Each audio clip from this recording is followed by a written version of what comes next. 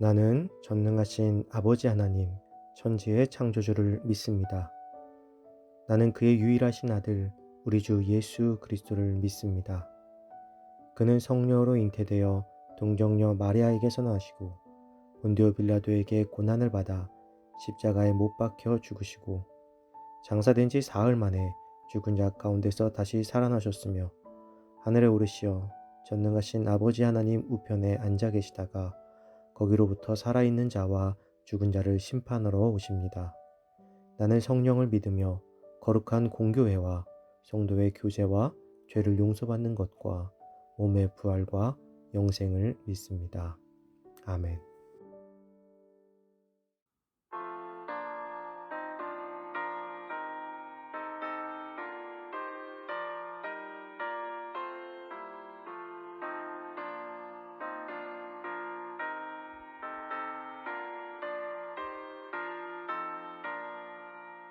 주 예수 우리 구하려 큰 사랑하시니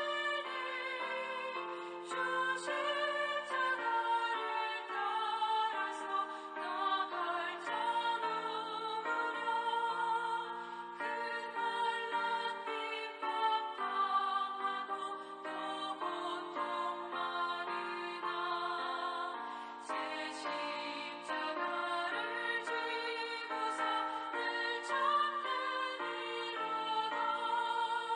주 예수 고난 당할 때 저 원수 위하여 죄 용서함을 빈같이 또 빌자 누구랴. 저 순교자가 죽을 때 그 원수 사하고 죄 영혼 부탁했으니 주 따르니로다.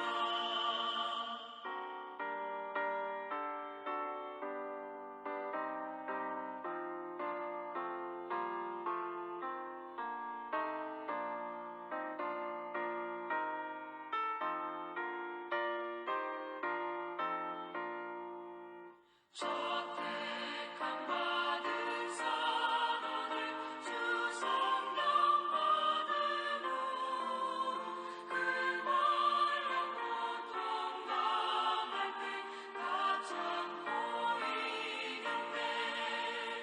그 험한 고난 넘어서 저 천성 갔으니 주 예수 믿는 우리도 본받게 하소서.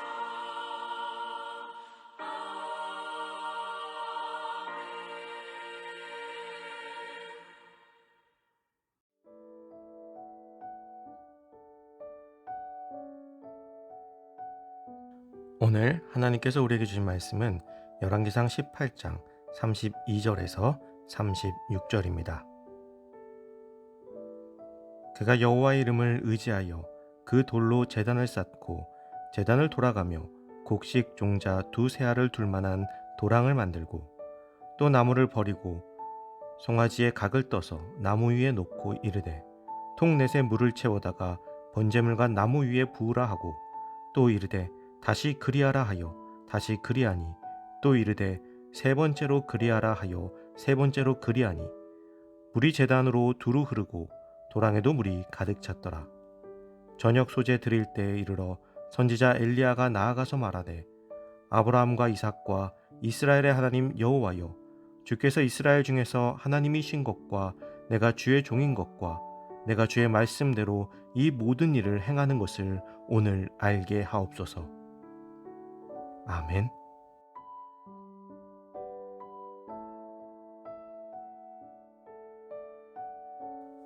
믿는 자의 담대함이라는 제목으로 오늘 말씀 나누겠습니다. 엘리야와 바알 선지자들의 대결이 계속되는 가운데 바알 선지자들이 자신의 몸을 자해하며 소리치고 부르짖었지만 그들의 신은 그 어떤 반응도 대꾸도 징조도 나타내지 않았습니다. 엘리야는 바알 선지자들에게 바알 신을 가리켜 침묵하는 신, 잠자는 신이라고 비난하였습니다. 자신을 믿는 자들에게 침묵하고 잠을 자는 신은 존재하지 않는 것과 다름이 없는 것이죠. 이렇게 바알신의 허망함과 함께 우상의 허구성을 신랄하게 일깨우는 비판을 던진 것입니다. 그리고 이제 엘리야의 차례가 되었습니다. 바알 선지자들이 불을 붙이지 못했으니 엘리야도 불을 붙이지 못하면 이 싸움은 무승부로 끝나는 것입니다. 그러나 만약 그렇게 된다면 엘리야는 비겼어도 죽음을 면치 못했을 것입니다. 그러나 엘리야는 살아계신 하나님께서 응답하실 것을 믿었습니다. 그래서 제단에 물을 부으라고 합니다.